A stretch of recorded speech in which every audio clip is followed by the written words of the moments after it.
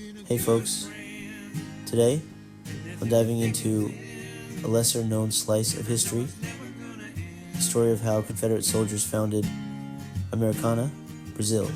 This is Brazil! So grab your time travel goggles and let's get started. After the American Civil War ended in 1865, not all Confederate soldiers were ready to accept defeat and reconstruction. Some were looking for a fresh start, far from the turmoil and devastation in the United States. Enter Brazil, a country that was eager to attract new settlers and offered cheap land and incentives. Brazil wanting people who knew how to plant cotton. And so they came, more than 5,000, suffering through a long sea voyage to reach Brazil. Here they founded the town of Americana and started over.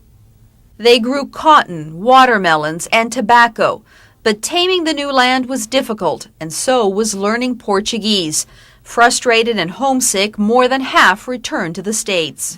In 1866, around 10,000 Confederates packed up their families and sailed to Brazil, led by Colonel William Hutchinson Norris. They landed in the state of São Paulo and established a settlement that would later be known as Americana. Now, life in Brazil wasn't exactly a walk in the park.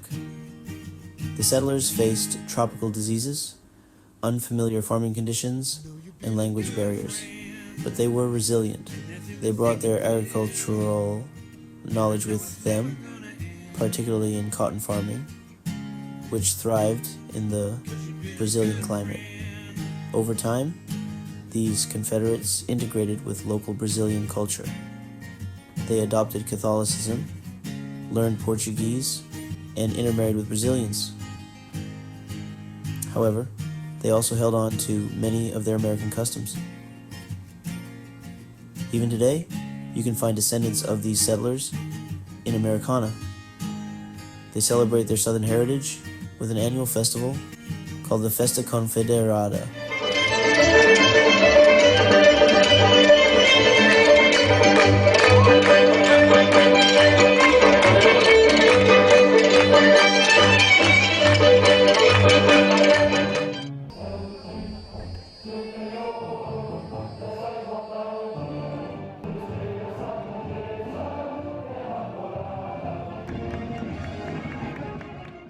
Even Americans from the South have even come into this festival to celebrate. Here's an interview from the AP of one lady that came all the way from America to see the festival in Brazil. I saw something on the internet last year about it and was really curious, and so I started looking some more and reading about it, and it was just incredible. I couldn't believe it. I didn't know it. I am not a fan of the Young Turks, but I do like their take on this. Of their ancestors now being black, because once they got down there, they're like, well, I mean, we're here, and, you know, she or he is attractive. And Complete with Confederate flags, traditional American Southern foods, and period costumes. Now, this story is a fascinating example of how history can take unexpected turns. It's a testament to human adaptability and the blending of cultures. So, the next time you think of the American Civil War, remember that its legacy stretches far beyond the United States, all the way to a small town in Brazil.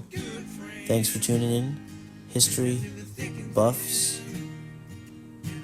If you enjoyed this tale, make sure to hit that like button and subscribe for more hidden stories from the past.